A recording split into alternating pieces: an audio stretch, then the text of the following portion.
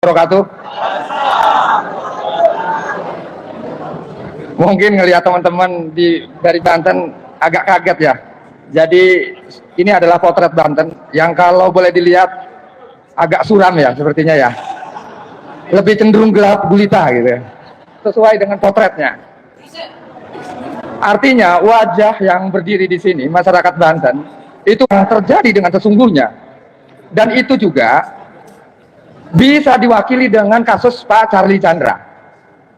Masa iya Pak Charlie Chandra yang punya tanah dari warisan kemudian dituduh memalsukan sertifikat atau apa, kemudian dibuatlah seolah-olah masalah secara hukum, digiring ke pengadilan, ke kejaksaan, yang sesungguhnya sebenarnya mah Pak Charlie Chandra itu seperti ikan yang sedang digiring ke kenceng. Bukan hanya Pak Charlie Chandra, bisa juga ini terjadi kepada Pak Haji Fuad.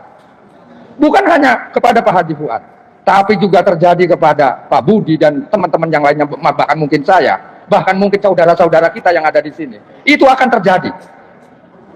Dan jangan pernah kita berharap kepada pemerintah yang konon katanya mereka adalah mengelola negara kita. Jangan pernah berharap itu. Karena yang kami lihat, hukum saat ini hanyalah sebagai alat kekuasaan untuk menggembok kami. Ketika kami tanahnya dirampas, ketika kami sungai-sungainya diuruk, ketika laut-laut kami dipagari dan kemudian dibikin SHM, SHGB. Dan itu ternyata dilakukan juga oleh BPN. Dan pastinya ini juga akan terjadi atau dilakukan oleh kepolisian juga, pengadilan dan kejaksaan. Lembaga inilah yang kemudian saya pikir kami skeptis dan tidak percaya sama sekali. Hanya satu-satunya kita sebagai rakyat, ketika dalam kondisi negara yang seperti diinjak kedaulatannya, apa yang dikatakan oleh Pak Rizal tadi, kedaulatannya sudah diinjak-injak, kehormatannya sudah diinjak-injak, keadilan sudah tidak ada lagi di negeri ini, berarti hanya satu kata, kita harus lawan.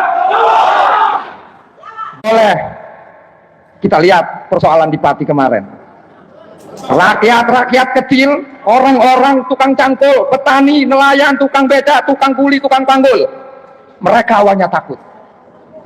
Ketika ini udah diteriakan oleh orang-orang kecil, orang-orang tertindas, seperti kita lihat di panggung ini, maka ini juga akan bisa terjadi. Akan terjadi pergolakan, perlawanan juga di Banten. Ini juga tidak bisa ditutup-tutupi, bisa aja terjadi. Bukan hanya air yang bisa tsunami, tapi juga manusia pun akan terjadi seperti air, bisa jadi tsunami. Nah, ini yang kami ingatkan kepada pemerintah. Baik-baiklah kalian. Jaga diri kalian baik-baik. Anda sedang terancam, Anda sedang terintai oleh kami sebagai rakyat. Boleh kalian memandang kami orang kecil. Boleh kalian memandang kami sebagai rakyat yang tidak percaya, yang tidak berdaya. Tapi perlu diingat, hak milik negara ini, hak asli pemilik negara ini adalah kami rakyat.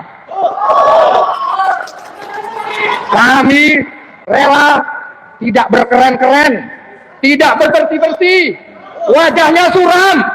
Kami rela bersusah-susah demi kalian para pengurus bangsa ini, demi kalian yang saya percayakan kedaulatan bangsa ini kalian kelola. Tapi nyatanya kalian berkhianat kepada rakyat. Kami diinjak semena-mena. Enak aja kalian. Kami, orang tua kami, para leluhur kami dikumpulkan, dimintai kesepakatan untuk mengelola negara. Pada waktu itu negara belum ada yang namanya wilayah. Pada waktu itu negara belum punya yang namanya tanah. Maka leluhur-leluhur kami kemudian memberikan hak itu kepada negara untuk dikelola yang kemudian menjadi kesatuan Republik Indonesia. Tapi nyatanya hari ini kami sungguh sedang ditindas. Tapi nyatanya hari ini kami sedang dirampok dan kemudian mati pelan-pelan secara bergenerasi. Tanah tidak untuk mereka yang dulu ogang menjadi gemuk. Enak aja kalian merampok bangsa ini dengan semena-mena. Tunggu saatnya cangkul-cangkul kami, parang-parang kami, sabit-sabit kami akan mengepung istana-istana kalian.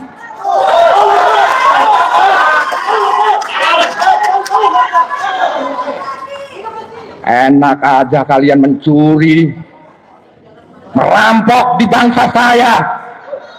Enak aja kalian merampok, bukan hanya miliaran, tapi juga triliunan. Bukan hanya ratusan, bukan hanya ribuan, tapi ini udah jutaan triliun. Bagaimana generasi kami ke depan? Kami bangsa Indonesia, rakyat Indonesia, petani dan nelayan, kami juga punya generasi yang ingin terus hidup bergenerasi sampai akhir kiamat nanti. Jika kata-kata kami ini tidak diindahkan,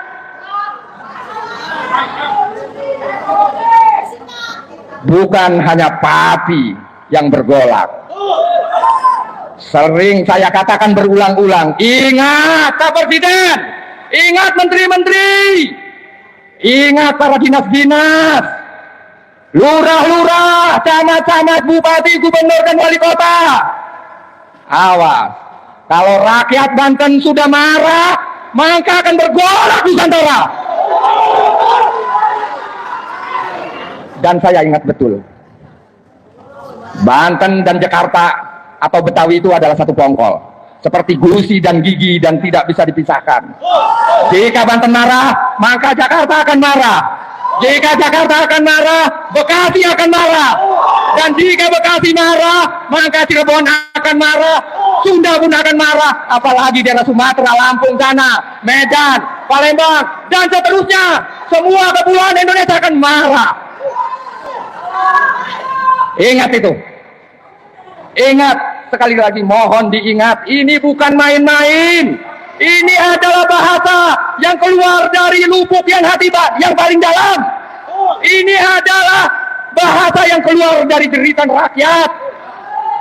Dan yakin, jeritan kami akan didengar dan langsung ke langit, lebih setuju.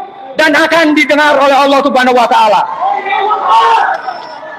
Dan itu akan menjuantah ke pemikiran-pemikiran orang-orang yang ada di Indonesia, bahkan di seluruh dunia ini. Dia akan hidup sebagai pemikir-pemikir, kemudian dia akan bergerak satu sama lain. Dia akan menyambungkan tuturan-tuturan, perlawanan-perlawanan. Dan sesungguhnya ini sebenarnya kami tidak inginkan. Tapi kalau memang kami terus dibeginikan, tanah kami dirampas, sungai kami diuruk, laut kami dijual, krisis ekonomi, jangan salahkan jika rakyat akan menjadi kanibal. Terima kasih. Assalamualaikum.